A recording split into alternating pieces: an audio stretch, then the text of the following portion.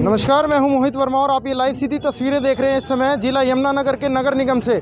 और मैं आपको बता दूं कि कुछ दिन पहले जो पूर्व पार्षद थे उन्होंने मेयर मदन चौहान पर कुछ भ्रष्टाचार के आरोप लगाए थे और कुछ मिलीभगत के आरोप लगाए थे। और उसी को देखते हुए आज यहाँ पर जो पूर्व पार्षद है यहाँ पर पहुँचे हैं और उसी के साथ साथ आरटीआई एक्टिविस्ट पहुँचे हैं जिनकी 1.5 साल से अभी तक कोई भी आरटीआई का जवाब नहीं आया। आइए सुनाते हैं क्या कहा था आरटीआई एक्टिविस्ट का, क्या कहना है और पूर्व पार्षद का क्या कहना है। आरटीआई का आपका नाम क्या है? मेरा नाम धीरज राणा। धीरज राणा जी, क्या समस्या आज आप क्यों आए हैं नगर निगम में, बताइए। नगर निगम में तो मैं आरटीआई के लिए आया था। अच्छा जी, उन्होंने तारीख दे दी। तो किस बारे में आपकी आरटीआई? ये एक मैंने शिकायत भी दी थी एक अनअप्रूव्ड एरिया में, उसमें सुंदर नगर में इन्होंने मकान बनाया है, सड़कें बना दी अनअप्रूव्ड एरिया में, उसकी एक आरटीआई लगाई थी। अच्छा, कुछ सड़कें बनाई हुई है जो उखाड़ के दोबारा बना देते हैं। टल्ले उसमें बहुत घटिया लगाई जा रही है, कुछ टल्लों की इंक्वायरी के लिए लगाई थी। एक इसमें नौकरी में बड़ा धांधलेबाजी चल रही है, अपने जानकारों को नौकरी दे देते हैं जो इनके नज़दीकी होते हैं। इसकी मेयर साहब भी कह रहे हैं जांच कराने के लिए, मैं भी तैयार हूँ, तो ये जांच क्यों नहीं करा रहे? इसका मतलब इनके मन में कहीं डर है, इसी के बारे में मैंने शिकायत दी है। तो जो आरटीआई आपने लगाई थी उनका जवाब मिल गया ना तारीख पे तारीख। तो कितने दिन पहले आरटीआई लगाई थी? ये मैंने अप्रैल की लगाई हुई है, 13 अप्रैल की। सर, जैसा कि आपने कहा अनअप्रूव्ड एरिया में सड़कें बनाई जा रही हैं या विकास कार्य हो रहे हैं, ये तो अच्छी बात है। जो एरिया ही अनअप्रूव्ड है वहाँ पे विकास कार्य हो रहे हैं, तो बाकी सारी जगह होने चाहिए ना। अनअप्रूव्ड एरिया कोई एक ही जगह थोड़ा है, और अनअप्रूव्ड एरिया तो बहुत जगह है। हाँ, लेकिन वार्ड में भी है, तो या तो सारी जगह। जहाँ कार्य नहीं हो रहे हमें वहाँ के बारे में सोचना चाहिए, जहाँ कार्य हो रहे हैं वहाँ नहीं, अनअप्रूव्ड एरिया में या तो सारी जगह हो। अच्छा, तो सिर्फ एक ही जगह हो रही है ना। हाँ सर, जिस तरह से अगर कोई आरोप लगाता है तो उसे ही घेरों में ले लिया जाता है, उस पर ही आरोप लगा दिए जाते हैं ताकि वो दब जाए। उसके विषय में क्या कहना चाहेंगे? मैं तो कहता हूँ, मेरे साहब कह रहे हैं इसकी जांच होनी चाहिए, मैं भी कह रहा जांच होनी चाहिए। दूध का दूध पानी का पानी हो जाएगा। अगर मेरे गलती हो तो मेरे खिलाफ कार्रवाई करे, इनकी गलती हो तो इनके खिलाफ कार्रवाई करे। आपने ना आरोप लगाए थे, उन आरोपों के चलते बोला आपके पास कोई सबूत नहीं है। सबूत प्रूफ है मेरे पास, उसी को लेकर पार्टी ने निलंबित भी करा। सबूत प्रूफ तो मैं उसी को दूंगा जो जांच अधिकारी आएगा। अभी को थोड़ा दूंगा, इनको तो मैंने सप्रा जी को दे दिए, सप्रा जी ने दाब दिए, तो अधिकारी को तो दूंगा। विजिलेंस इंक्वायरी है, कोई अधिकारी है, उसको सबूत और प्रूफ सारे दूंगा। एक बार चले तो मेरे साथ कोई। लेकिन जिस तरह से खबरों में लिखा है कि बोला इनके पास कोई सबूत नहीं थे और ये पार्टी के खिलाफ देखो, गलत गतिविधि कर रहे थे, इसलिए इनको तो मैं तो प्रूफ कह रहा हूँ आपके सामने। चलो मेरे साथ कोई अधिकारी जांच के लिए तैयार तो हो, प्रूफ दूंगा उसको मैं, सबूत भी प्रूफ भी सब कुछ है मेरे पास। हाल ही में मेयर साहब ने दौरा किया था और जो मॉडल टाउन में टाइलें लग रही है उनकी गुणवत्ता उन्होंने कही थी। उनकी गुणवत्ता सुनो, वो कह रहे हैं कि इसकी ठेकेदार की पेमेंट रोक लो। उसकी पेमेंट तो 15 दिन पहले होगी। अच्छा, जिस ठेकेदार की जिस ठेकेदार की पेमेंट रोक रहे हो कह रहे हैं उसकी 15 दिन पहले पेमेंट कर दी। और नंबर 2, उसकी जो एमसी है वहाँ का, उसने उसमें लिखित में दिया है कि भाई ये घटिया लगी हुई है। मेयर साहब ने अपने लेटर पैड में उसकी पेमेंट कराई है, तो इससे साफ पता लगता है कि भाई चोर कौन है।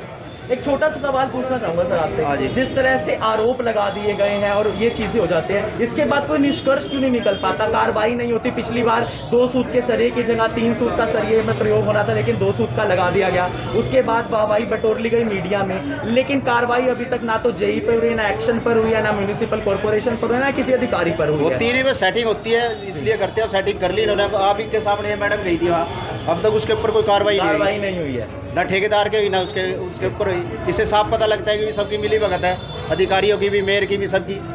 तो सर कहीं ना कहीं जब आपका निलंबन हुआ तो इससे ये नहीं लगता आपको कि किस तरह से अगर कोई सच की आवाज उठाएगा तो उसे कहीं ना कहीं दबा दिया जाएगा? हाँ, दबाया जाता है, लेकिन मैं सच्चाई के साथ हूँ। तो जिस तरह तो आप देख पा रहे हैं तस्वीरें, जुड़ चुके हैं गुरमीत अत्री आरटीआई एक्टिविस्ट। इनसे भी जानेंगे कि किस चीज़ के लिए। सर, क्या मुद्दा है, किस लिए आप नगर निगम में आज आए हैं और क्या क्या आप जो है यहाँ पर आरोप प्रत्यारोप की जो बातचीत कर रहे हैं, क्या कहना चाहिए? देखिए, नगर निगम में हम लोग कई वर्षों से आ रहे हैं और हमारे मेन मुद्दे जो हैं वो भ्रष्टाचार के हैं।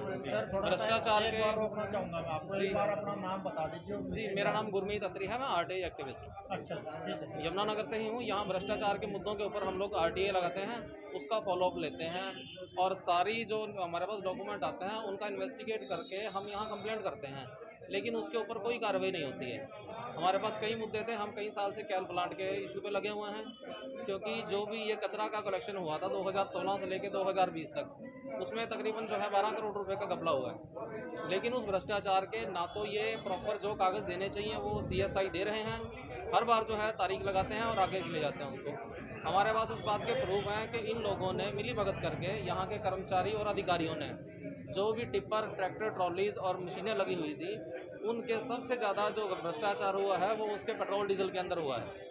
किलोमीटर एरिया उनका कम था, कंजम्पशन उनकी ज़्यादा दिखाई और 2000 से 2500 रुपये का डेली का उनका डीजल डलवाया है, जबकि एक्चुअल में जो है वो 700-800 रुपये का खर्चा था डेली का।